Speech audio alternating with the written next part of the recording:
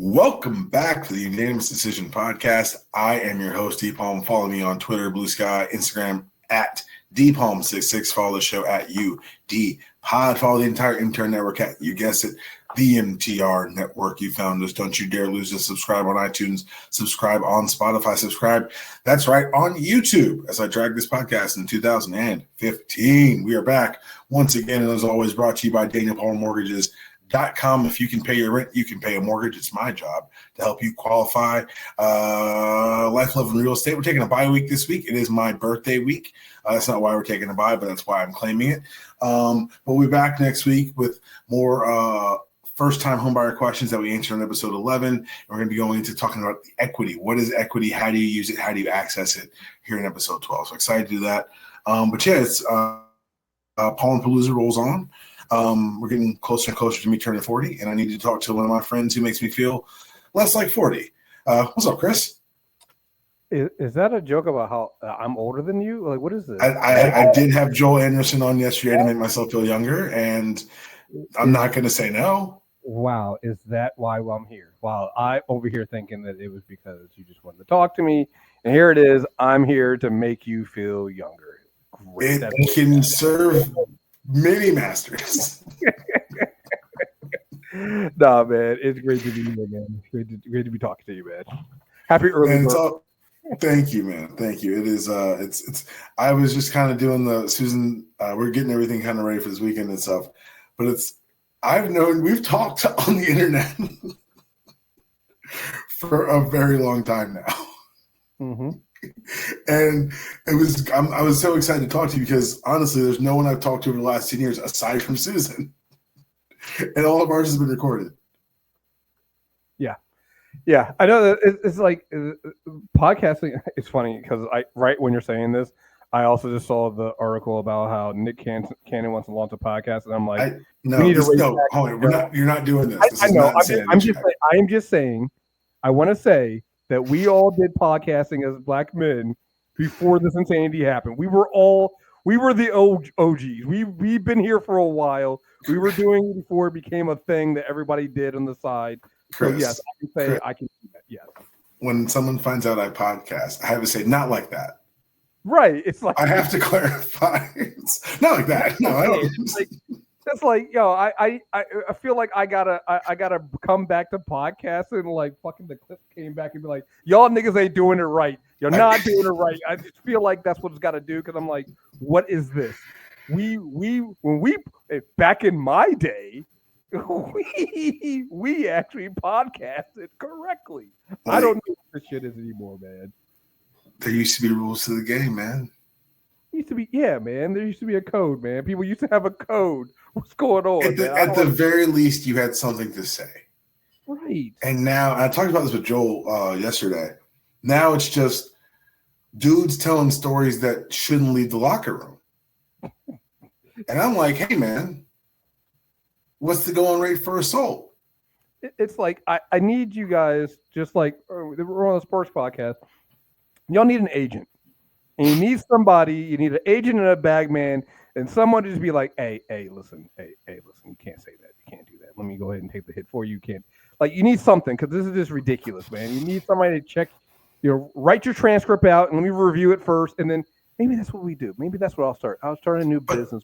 But the thing is, what you realize, like, when you really, like, the example I always use is Gilbert Arenas. Gilbert Arenas, his podcast, portrays a terrible person. A terrible person. And maybe he is. I also know that he's objectively a really good dad. And so it makes me wonder, like, wait, how much of this is just pure theater? And once it's reduced to that, I've got more problems with it, honestly. Yeah. It is that thing of, like, I used to not care about the whole male loneliness thing, but then I started thinking about it, I was like, you know what? There might be something to this because some of y'all just need friends. And I have to say that I agree with that because podcasting got me a lot of friends, so I get it. But it's like, you guys are doing it the wrong way. I got friends that brought the best out of me and made me learn and grow. I mean, y'all just make, I don't know. It's you're meeting other people that need to be locked up. The word friend has been devalued. Yeah. to the point where it's like, oh, that's just someone I know, so he's my friend. No. You have equity in a person. That makes them your friend, because I have, it's just a lot of why. Like, why are we doing these things? But I know why we did these things. We did these things to the stuff we love. So for those who don't know, this is a sports podcast. What are you guys talking about? Kriss and I have been doing podcasting for 12, 13 years together now. Oh, God. Yeah, I think so. Yeah, it's crazy. And the bulk of our output has always been nerd culture, comic books, movies, things of that nature. And so when I brought the sports podcast here, I like talking sports, and that's a weekly thing. And Kriss has been super busy with life, and obviously so have I. So I think with your texts this past weekend, look, Kriss is going to bring back the insanity check. If you don't know what it is, probably good for you. If you do know what it is, it being back means what you think it means. Me being a guest on it again means what you think it means. All bad outside, kids. It's needed. Well, here's the thing. We thought I when I stepped away, I was like, you know what? Every time we do an insanity check, for a while there, I felt like bad things were happening. So I was like, how about I just don't do one? But as Ro told me that no, we think that actually ripped open a tear in the time-space continuum, and it made things worse. So maybe there is a happy medium where we need to have a steady stream of insanity check to keep things from getting completely out of control, because like things are ridiculous at this point. So, yeah, I'm really nervous going insanity check now. Like, all jokes aside, like the tagline of the insanity check is going to basically be, I mean, how much worse can it get? And the universe will take that as a challenge, Kriss. The power of the insanity check. Yes, yes. So, but yeah, no. I think that's one. But like you said, it's like, if we bring that back and I get more involved, I can't have that be the only thing. No, God, that's not safe for anyone. Right, that's not safe for anybody. It's not even safe for me and my mental health. No. Just be focused on insanity check. So I know you and I have been talking about other things we do, because to me, one of my favorite things that we did on this was always the character corner. Us just sit around.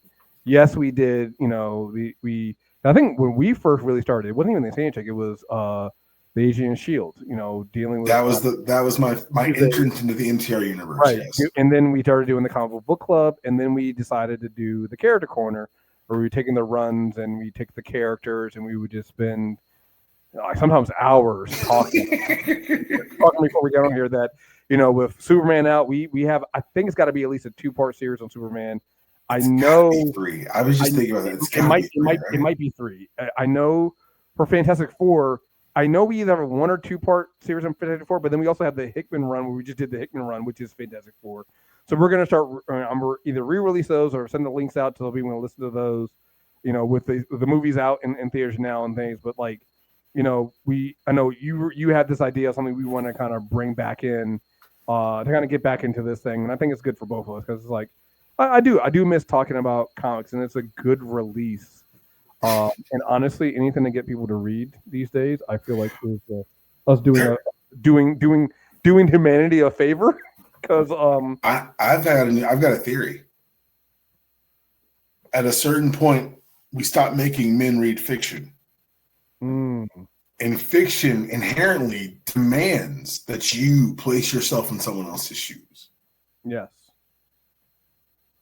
you can't understand you can't engage with the text without putting yourself in this person in a character's shoes. Yeah, there is something about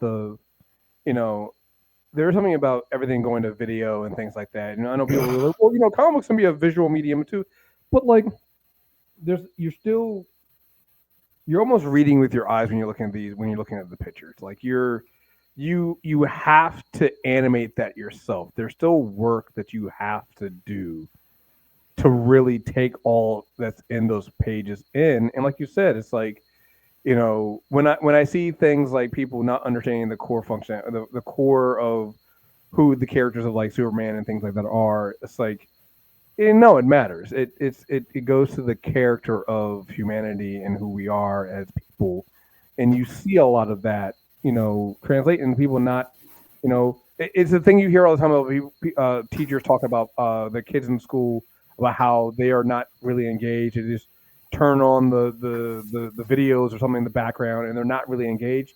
Like you said, to read a comic book, you have to engage. Whether digitally or a paper comic, you have to turn the page. You have to go back. You have to pull that stuff together. The format in which you get only part of the story, which means you have to wait until the next week or the next month to get the next story, or you're reading it and you're like, oh shit, I got to go back 2 years to go read that run. Like people complain about. I remember when people used to complain about that, and I totally understand that you can go too far, but like that engagement, it exercises the brain, and I think we're starting to see what happens when you don't exercise the brain. When you don't do that, you get dumbasses. You get this, and this is not insanity check, and this is not character corner, so we're not going to do this tonight. I will say this: Snyder Bros, I was super right. Yeah. But even that joke is an example of something I want to talk about because it's about to happen again, Chris. It's 2010. It's 15 years ago, and the media is wondering what LeBron's doing, and they're making him the villain while also making him the main story. It's been fascinating to watch what's happened now. The same summer where Houston gave up a pretty good haul to get a Kevin Durant, who's never, not once in his damn life, been as good as LeBron James and been called that a good move. And now you're going to tell me that there's no market for LeBron James in the NBA? Well, LeBron James, who's making, I believe, who's the player? I heard a player's name. He's making less money. Oh, he's making less money than Cat. Oh, wow. And you're going to tell me that, and that reaction tells me how good the media outline has been on this. This is NBA media's fault. For the last 20 years, they haven't had to think of what other story could we possibly tell in an offseason. There's a lot of stories out there. Kevin Durant in Houston, that's a story. Yeah. Where will Chris Paul end up? That's a story. Hey, how about the Baby Thunder and the most boring celebration in the history of sports? That's a story. You just have the draft. How do you not have a story? I mean, you literally just had one. It's like, what? Yeah. I get it. It's July. We're all scraping the bottom of the barrel. Chris and I just talked about comic books on Sports Podcast. I understand all these things. I'm not stupid, but I am afraid of being treated like I'm stupid by the sports media. But I think this is one of those things, right? I think the reason why, and so hey, this is what happens when you have the OGs of podcasting who understand how to podcast. I can bring it back. It's just like comics, right? We talked about this all the times, how the comic media ruined comic books and made the narrative around comic books something totally different than if you actually got in there and you actually read them. Sports media is very much the same, right? Like you said, it's like we got to have you hear all the time, oh, nobody wants to see these teams play. I was like, or you guys could find stories to tell about the teams and make people interested in doing it. That's a lot of work, Chris. I mean, you could what we found, and just in general, media is lazy, or they go with things that are clickbaity, and they took to that versus media. It should be journalism, and it should be telling. Part of your job is also to tell the stories of these things. What are the interesting stories to tell about sports? What are the upcoming things? You guys want to set the stage, but they view this as, well, no, that is the NBA's job. That is the job of the players. That is the job of the agents to tell. No, that is your job. What are the things that we should be carrying out and seeing? What are the unknown stories that we're not talking about? What are the things coming out? What are these moves that are happening and things like that are going on? Like, that is part of their job. It should be part of their job. And what's happened is, just like so many things in the media, they've decided to go off of that, and now everybody's trying to become a personality. Like, when the sports media is more about the personality of the sports media than the sport itself, that's a fucking problem. Right? And that's the real issue. But it's even wilder because it's particularly an NBA problem. I joked that during the NHL playoffs that the announcers were like state media. It was wild. They said one guy was having a good playoffs where he gave up 5 goals. They're like, what is happening here?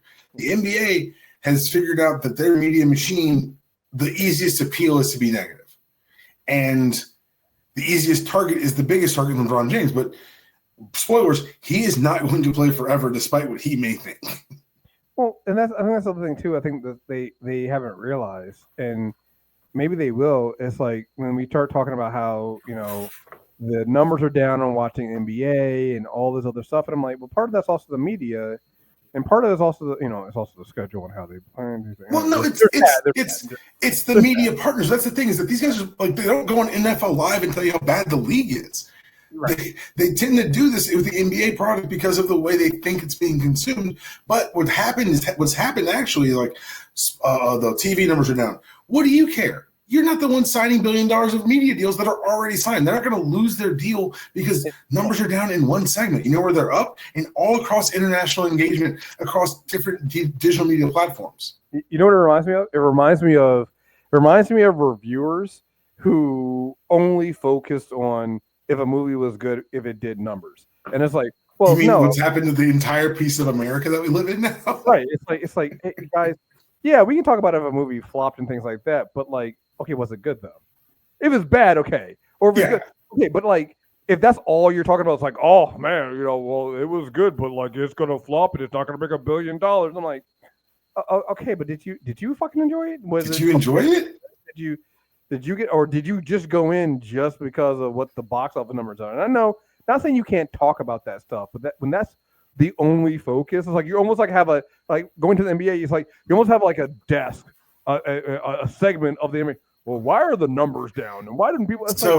Guys. So that's actually super interesting, because what it's become is the sportification of other things. They want to take these things that are subjective and make them objective to reduce them. If you told me in 1998 that the Backstreet Boys were the best artists on the planet because they did numbers, I'd have called you crazy. Similarly, we watched the way DMX was treated by the whole of the industry when he's the first artist ever to have 2 #1 albums in the same year. The numbers were never enough. They could never save you. And then somehow over the course of the last 40 years, we've said, hey, it's easy. It's cool talent, but it's even cooler? Controlling the talent. And we started making stars of the suits because the suits were envious of their stars. And now you'll tell me that this GM put together the perfect roster as opposed to, man, look at these players kicking ass. Mm-hmm. You want to talk about Kevin Feige's bottom line and not, did I feel something from this cartoon-ass movie? Right. And it's just, like I said, and when it comes to sports, it's just, and like you said, you're right. The NBA, it's weird. Because now that you got me thinking about it, it's so weird. Because it's not like those aren't media partners. I'm thinking about it. It's like, Jesus fucking Christ, when it comes to like NFL or like college football, like the people that talk about it, you feel like they enjoy it. They enjoy the NFL. They enjoy football. And then I start thinking about, and when you start talking about basketball, it's like, do you even like basketball? Do you even like NBA? Like, what is it? You're talking about everything else but like the game. It's like, oh my gosh, you're right. I'm thinking about it now. I'm like, it's like you just don't feel it. Like you don't feel it from them that they actually enjoy the sport. It doesn't matter. It's the wildest thing. Once you point it out, you can't unsee it. No, I can't unsee it now. I'm like, oh geez, it's like they'll spend more time talking about, and even when I consider it, it's like they do it in all sports, but like even when it comes to the sports betting thing, there's still more focus on that than the actual game. And oh my gosh, like yeah, I don't know, man. And they'll tell you, well, that's what people react to because that's what you gave them. Or people like babies like ice cream. No shit, you can't just feed a kid ice cream. I think I blame. It's not just them, but like the Skip Baylesses, the fucking Stephen A. Smiths, like that. 100%. What happens is people, like you're right. People see that being successful, so then everyone thinks that is the way you have to do it. Oh my god, it's just like we were talking about with podcasting. Everyone wants to be the relationship podcast. Oh, buddy. Oh, Kriss, you know what I'm about to say to you, right? Oh, you know what I'm about to say? No, what? Everything's pro wrestling. Yeah, you're right. You know, it is. Everything is. Who's gonna get over, baby? And that's what it is. And then is that thing of you get that one moment when you start realizing it's like, oh, you're bullshitting. You don't actually believe this. So unlike the only other thing that makes it different than pro wrestling is at least they're in on it. Right? Like the audience is in on the pro wrestling. We get it. It's a story. The audience gets it, right? But like everybody else who's emulating it doesn't understand that. No, you don't understand. Like the people that love wrestling, when you come in wrestling, everybody understands. They respect what wrestling is, and everybody else is trying to emulate that. But it's like you still don't understand. You don't understand what you're doing. You're just doing it to try to get a reaction. Oh my god, yes. Oh, geez. This is making it worse. You're now making me sleep now. Yeah. I'll tell you what's wild, because you're talking about like media that loves their sport. If I watched a baseball broadcast, I would feel the love of the sport. You know how I know that? Because I don't watch baseball broadcasts, but someone does, so it has to be true. The All-Star game is happening as we're recording this. Oh, it is? Is it? Kriss, it's happening in Atlanta. So here's the crazy thing, right? And you're right. Baseball is one of those things where I wish. Here's the thing. I wish that the people who did NBA media was like the baseball media was, and vice versa, because I feel like baseball deserves more hate, and I'm just like, I can't believe the love it gets, and they're just talking about him like, why are you? This doesn't deserve any of this. I have one thing that I like that baseball's done lately. That motherfucking pitch clock will get a game over fast as shit. Oh no, God! Like that's the greatest thing they've ever done. Like I remember when it first happened, people were like, "Oh my God, the game went too fast." I was like, "No, that's perfect." I was like, "Kriss, 2 hours, get out of here." Listen, baseball is the game. I will go. I've actually probably been to more baseball games in person than any other sport. You want to know why? Tickets are $4. Tickets are $4.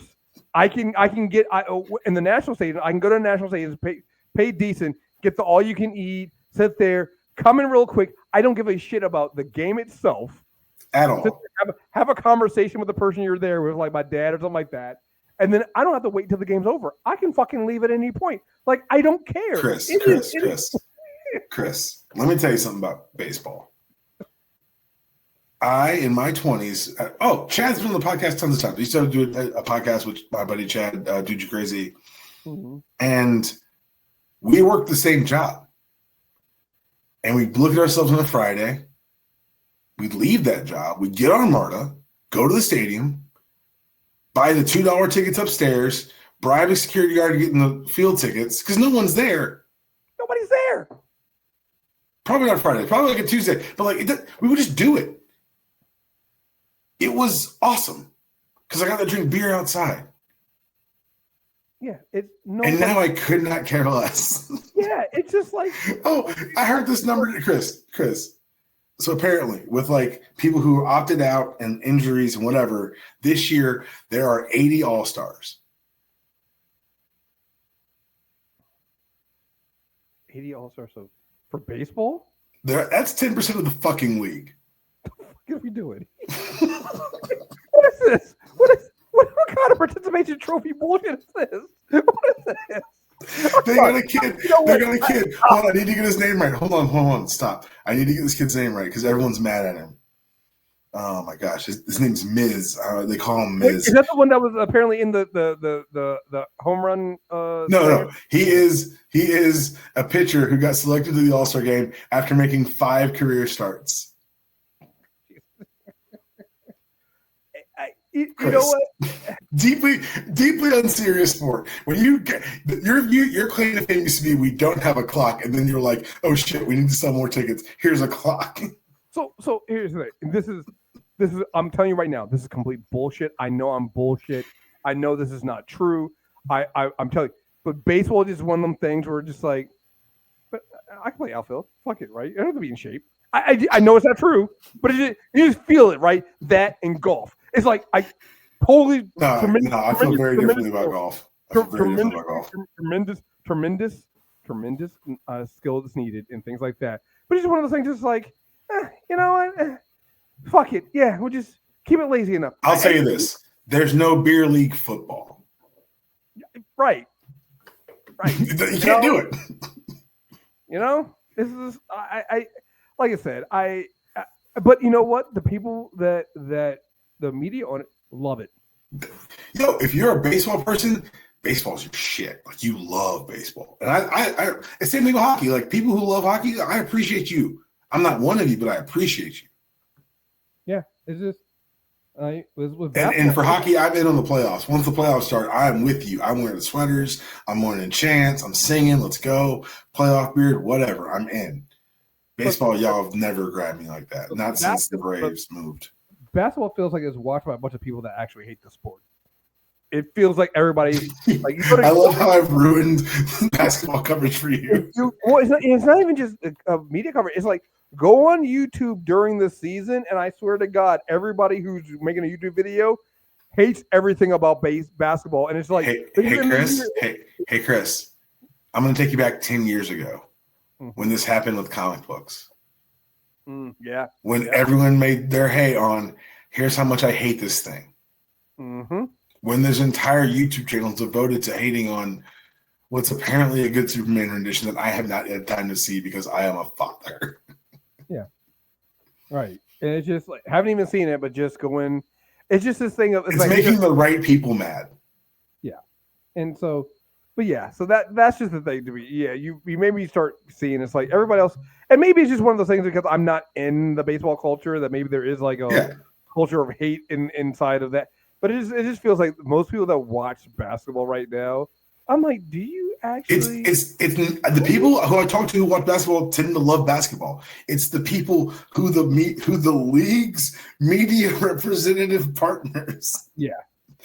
Just like it's one thing if it was like a YouTuber, like another podcast was like, yeah, that sucks and that happens everywhere. It is your media partners shitting on your product. Yeah. We're in this motherfucker together. What are you doing? Why are you shooting holes in the boat we're both in, you piece of shit? Oh, man. So, Kriss, we're approaching your favorite time of year. What time is that? The chaos that is college football. And for those who don't know, Kriss walked away from the NFL a couple years ago because he's a man with good morals and integrity. I am not. And instead, he was like, I still like football. I still want something. So he started to casually watch college football. And if you can imagine the last 5 years viewed through the lens of someone who's being introduced to this stupid fucking sport. Yeah, it's fantastic. It's honestly, it's chaos. There's no rules. You watch you go from bagmen to legal bagmen to bringing back the bagmen. Once you put a salary cap, all you've done is say, okay, fine, now go cheat. Like before, it was like, you don't have to cheat. It's in the open. And now it's like, oh, there's a salary cap? Cool, you can cheat again. No, it's You've watched all of it happen. Mm-hmm. So it's been absolutely glorious to watch you watch this. Yeah, it has been absolute chaos, and I enjoy it. And it ruins so many lives, and I'm just like people get so upset, and they're just like, oh, this is fantastic. What I try to explain to people is that there's very rich people in these small towns whose entire identity is based on, I got that kid to that school. You took that away from them with NIL, and they went so far as to ask Congress to bring it back. Mm-hmm. And that's all this is. The money will flow, and it will be as big as it's been, but there will no longer be contracts again because, and guess what? This is what they're really fighting against. You know what the ultimate end goal here, where it has to end is. These are employees. Well, yeah. Well, I mean, well, we don't. Yeah. Like they've gone as far to like they're 1099. Like that's where they are right now. We're going to pay them, but we're not giving benefits. Like, it's wild what they've done here. They've created this class of people who were invented because, and I do this all the time, but I'm going to say it one more time. Google the term student athlete. It was invented because a Colorado football player died from injuries incurred on the field. His widow said to the school, "You owe me money. He died in your service." And they said, no. He was a student athlete. Mm-hmm. That is the craven nature of this thing people are defending tooth and nail. Well, the system can be abused by bad actors. Motherfucker, what are you talking about? It is college football. Well, it's already is. You can't be abused by a thing it's made out of. Yeah, it's just one of the things. You might as well just form a union and have them go. It's just like I said, this is. So, hold on, let me tell you this real quickly. So, I'm at an event with a bunch of my really close friends from college, and we were having a good time. We're having a couple of drinks, and my boy comes at me. He's like, "Hey, man, you know what I hate about college football has changed?" And I'm like, "God damn it, here we go." And he's talking about kids moving, no loyalty to the program. And I said, well, those scholarships you love that we didn't get because we went to an Ivy League school, those scholarships are one-year deals. A school could not to renew, and then what? Well, they shouldn't have to be able to leave. Great. I couldn't agree more with you. It'd be better for the college experience. You know how you make them not be able to leave? Make them employees. Make them sign a 4-year contract. Give them health care beyond 2 years after graduation. Well, the kids should just be – no. Don't blame the kids. The institution is right there. Blame them because they can make them employees tomorrow. I love how it always comes down to blame the kids and not blame the very rich, very senior adults that are in the room that have a. Don't blame the parasites. Blame the organisms. Like, what are we doing? You know what it is? You know what though? Again, not the NCAA check, but it's the same feeling of. It's the same feeling of. Well, no, the billionaires do need a tax cut. Like, it feels like that. This is not that, Kriss. It's not that podcast, but it's the same. Everything is the same. It is the same thing. It's like, why are you fighting so hard for the people that are making millions of like? In which cases, sometimes if it's a state school, like those people might be the highest paid state employee because they are often the highest paid state employees. Yeah, the highest paid state employee is your football coach. Like, and y'all cutting English out the schools, right? And you're worried about kids might not stay. And again, it's like this idea of God forbid, you actually have to work a little harder. You actually have to put things in that are more. It's more incentive to like why should this person stay, right? And again, we were talking about this before. It's like one of the reasons why I'm bringing some of the things back is I'm changing jobs, right? I am leaving the job I'm at and going forward. And I'm just like, hey, I'm the not Clipse did that. Right. I'm not making as much. I might not make as much as before, but it's like, but the circumstances might be better, right? Right. The same thing for these kids. It's like, well, cool. If you want them to stay, what are you doing to entice them to stay? What are the benefits? And let's be really real about that portal. A lot of quitters in that portal. Yeah. Like, you talk about some market corrections. Some kids don't get picked up. Yeah. Like, we got to protect the children. Since when, assholes? Right. I mean, some people don't get picked up. And if people really feel like you're building for the future or you're building that, you can't. But there's also the idea of, too, yeah, man, if you got 5 number 1 picks for your QB, hey, man, do you need to have all 5 of those? Maybe somebody is going to go somewhere else and try to make a name for themselves and things like that. That's natural. Like, you got to let that happen. It's like, come on. Your coaches can do it. Your coaches have always been able to do it. Oh, coaches always do that, right? Coaches out. Coach Prime, anyone? Look, I'm not. Right? He ain't got no kids on the team now. We'll see what really happens. Right. But you see what I'm saying, though, right? He ain't got no. Why is he still? Is he going to? Right. So if he decides he want to up and leave again, you heard the rumor he turned down the Cowboys job, right? I mean, to be fair, I would too, but so. Brian Schottenheimer. I just want to say this on the record. Brian Schottenheimer ruined at least one Georgia football season for me. and now he's coaching the Cowboys. Y'all are in for some jokes. Please believe that. I'm just saying, I'm gonna talk so much shit about Brian Schottenheimer. Not all money is good money. What can we say, right? So I'm just saying, there are some but again, that's the thing of like, this is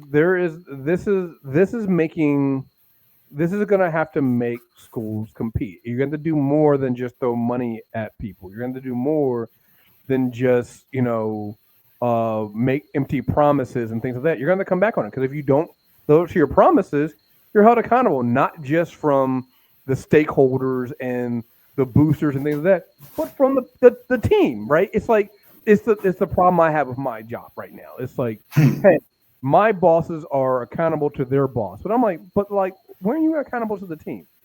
Good point. When you guys fuck up, yeah, you're gonna get yelled at by your bosses, but like, shouldn't the team be able to hold you accountable? Like, hey, the decision you guys made fucked us over. We put us in a bad position. Put us in a bad position so that we couldn't win a championship, right? So, am I supposed to just suck it up and be like, okay, coach is always right, or the president of the university is always right? No, I should be able to go like, yo, you guys didn't put us in a good position. I'm gonna go somewhere else. If that means you now need to think about what you're doing to go forward, then this is a good thing. So it's like, again, it's one of those things I just I don't really see. Well, I know why. I know why people complain. Everybody wants to be able to control somebody else, and I'm like, that's what it really comes down to. This is not about there is no logic. It's even simpler than control. I want to be able to feel superior to you in some way. Like, you may be faster, stronger, cooler than I ever was, tall, whatever. My money got you here. Mm-hmm. You owe me. Because they're crazy. Like, it's a crazy, like, it's a crazy mentality. And I see it, and you're going to see it. Like, the things people say to these players on social media are things that they like people's cell phone numbers getting out and shit like that. Like, that's going to get so much worse as we watch sports embrace the gambling shit. And that's going to be the last thing we talk about today, because I don't feel like yelling and waking up my son. But, Kriss, you and I are men of a certain age. We watched it go from keep sports out of Las Vegas because there's gambling legally there to brought to you by DraftKings. What? And I know this goes back to the commodification of the thing we were talking about earlier, where everything becomes sports, and now it's become less the spirit of the thing and more the profitability of the thing. I understand that in like a larger societal sense, but holy shit, that was fast. I have gone, well, I mean, when people get their cut, and then it's amazing how fast their morals go, or it's amazing how fast a position that they had on, let's say, I don't know, a client list all of a sudden, just amazing how people's morals change all of a sudden, right? But like, I've been going down a rabbit hole. It's time for you to go. It was time for you to go. We've been going down rabbit holes on YouTube and some of the things that we talk about, sports betting and things like that. Just how insane it is. It's not just that everybody's in on it. Going back to the media, right? It's like we have legalized it to the point of like there's no guardrails. Like, people are betting on everything. It's not. It feels like it's actually worse than what it was when we were like, hey, you got to go to your sport. We wanted to keep Vegas out of sports. It's worse than that. And now it's like, hey, we're going to bet on the DAP that the NBA players. Kriss, not even that. It's the ease of which you can do it. I had a bookie. I had a bookie, man. My bookie was dope. He gave me money. I gave him money. It worked that way. That's what I'm saying. It's the ease of what you're doing on your phone, and you just do everything. It's like it's a sickness, and so people and they. It's not only that, but they've turned it into a game, and they've made it so that it's so easy. So now we are literally raising, and older generation and older folks to get addicted to gambling, and they have gambling problems. But we are hooking so many younger kids because here's the thing. Hey. This is a sports podcast, so I'll keep it sports related. Technically, esports is technically, and gaming is technically can be considered sports, right? I didn't know that they did things like, because I used to play Counter-Strike. I didn't know there's gambling in Counter-Strike. I found that out, and I was like, what the fuck? and that actually getting people that start that because they're like betting on the skins and things like that. Like That's crazy. It's a whole thing where it's like loot boxes, and they're doing this whole thing. It's basically gambling, right? And the thing about it is because it's not really gambling because you're spending money, but it's just a whole weird thing, right? People are starting at like 12. So you think about it, and then you got to think about it with between that, going to the other sports betting. You have your phone. Think about how many parents let their kids have smartphones and then have access to their credit cards and things like that. So when you say, "Oh, you need to be of a certain age to do this," but everybody has a smartphone, what do you think is happening? So yes, you were getting kids hooked on gambling at a young age, and like all of this stuff is happening. And so like the thing that scares me is not just what we see and what we're seeing, it's the fact that the younger generation that's already kind of cooked as it is now dealing with this very highly addictive. It's a mental illness. That it is. Gambling addiction is a mental illness. It is, and we have basically said, let's hook it up to everyone. What if America was a petri dish? Let's see if we can make everyone addicted to it.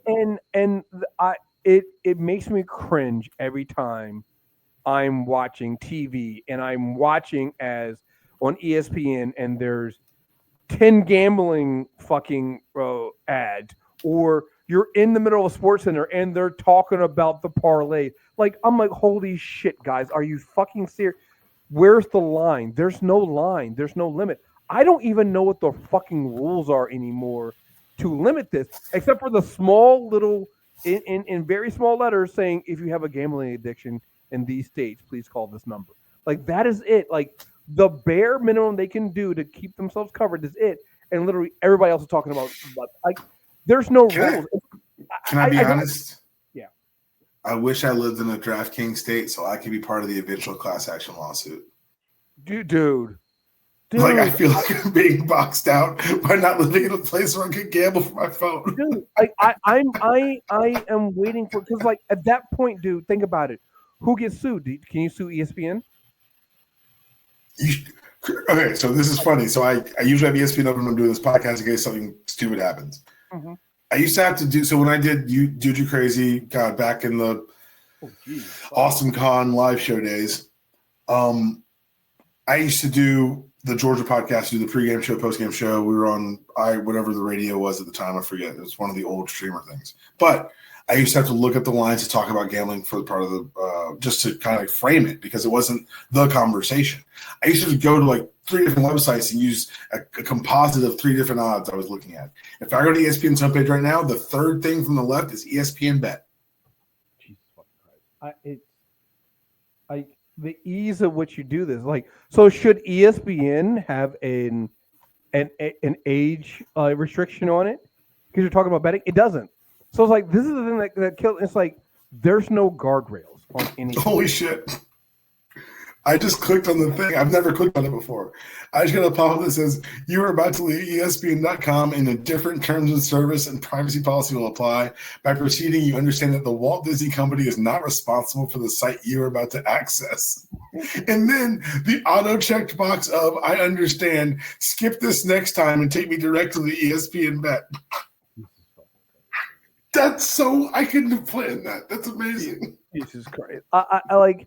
I want everybody to understand, like, we've been talking about this for a while now, and it is getting out of control. It is so out of control. And it's like, I am not saying that gambling and responsibly gambling is a thing that and people that enjoy it can do it, but the ease in which we do it and the way we've mainstreamed it, and there's just no rules. Like, I legitimately do not know what the rules are. So when I always hear about like, oh, this player's getting in trouble for, gambling and things like that, I'm like, well, I mean, they probably did it, but like at the same time, it's like rules.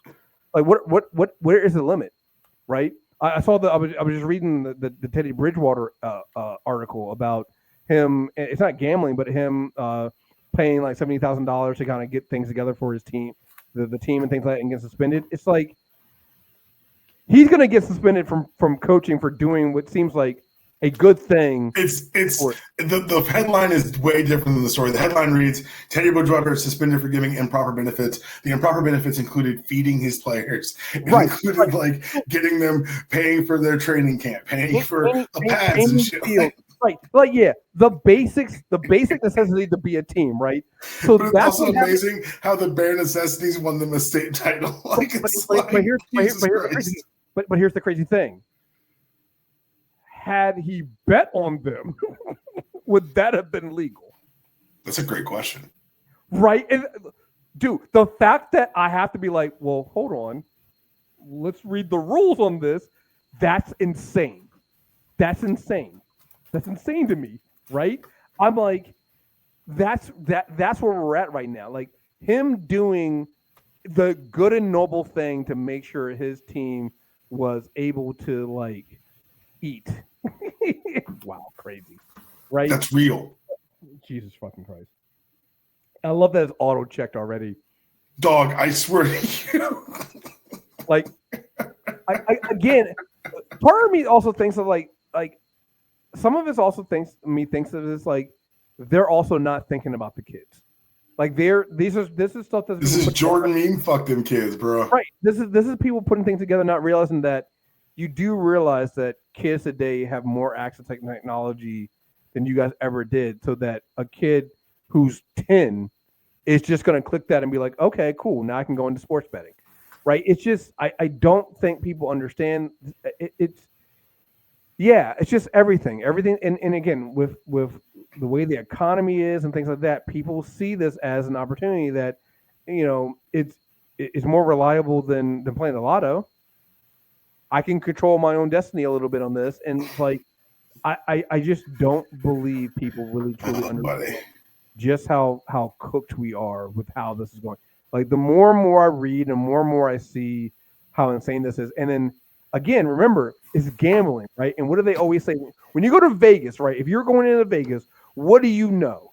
Even if you're not addicted, like a gambling addict, right? You go to Vegas and you're saying, I'm going to go gamble. What do you know? You know the saying of the house always wins. The money's already gone. If I decide to go gambling, I've lost that money. Anything other than that happens is a win. But when you physically go into that casino, you know that, right? And you've accepted that. But when it's on your fucking phone and it's that easy and it feels like that, you become like, because it's a new type of addict, right? Where you are now an addict, but you don't even know it because you don't know how much. Kriss, it's the oldest type of addict because every other addict, you're chasing a high. There's not enough heroin in the world that you can do that might make you rich. Mm-hmm. And that's what this is.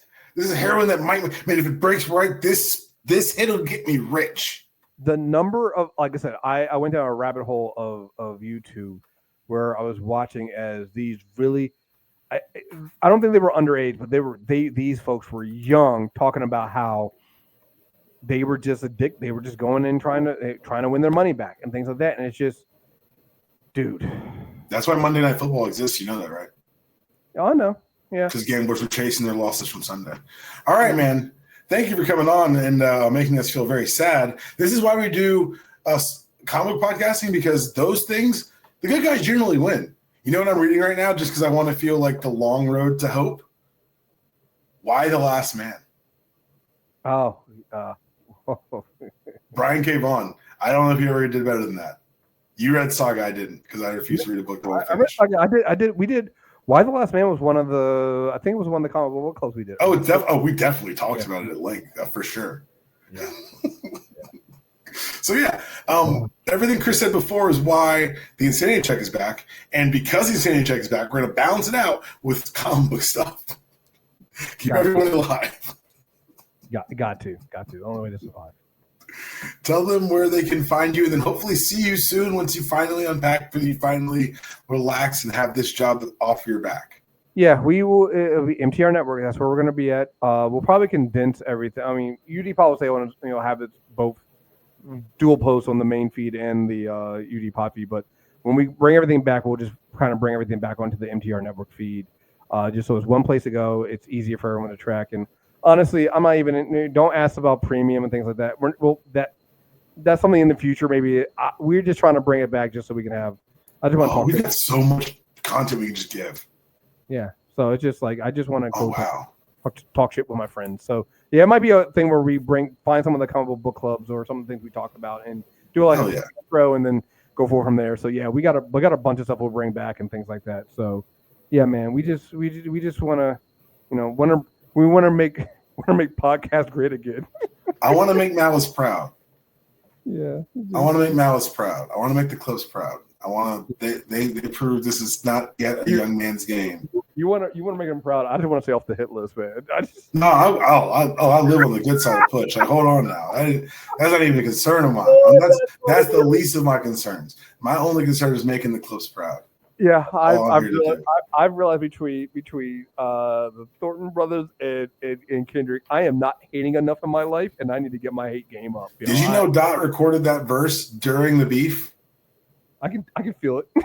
It feels like it. He was just hating on all directions. He's like, who's got a beat? God damn it! This is one of them plus fives. Look. Oh God, man. I just yeah. There's a 40-year-old black man in your life who's also listening to a lot of cocaine inspired music. Don't get in his way. Just support him in his journey. Yeah. That's the show. We're going to be back on Friday for my actual birthday. The podcast is going to drop Felder Friday, and then I'll be celebrating my birthday. You know what's really dope? I said this last podcast, but I still think it's dope. We're having like a large dinner or whatever for people for the 40th on Saturday night.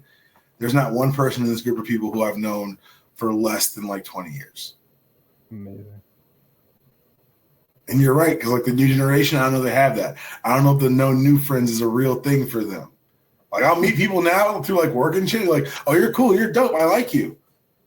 Workplace associate, workplace proximity associate, friend. That one's special. That one's reserved. And Kriss, I'm always glad to talk to you, my friend. I'm glad to have you back in the podcasting world. We'll be back on Friday with Felder Fridays, and I'm finally going to talk about the fucking collusion. Joel was doing a story on it, so he didn't want to talk about it. I didn't want to bore Kriss to death, so I'm talking about it with Felder, whether he likes it the fuck or not. That was your show. There is no outro. See you guys on Friday for Felder. Peace.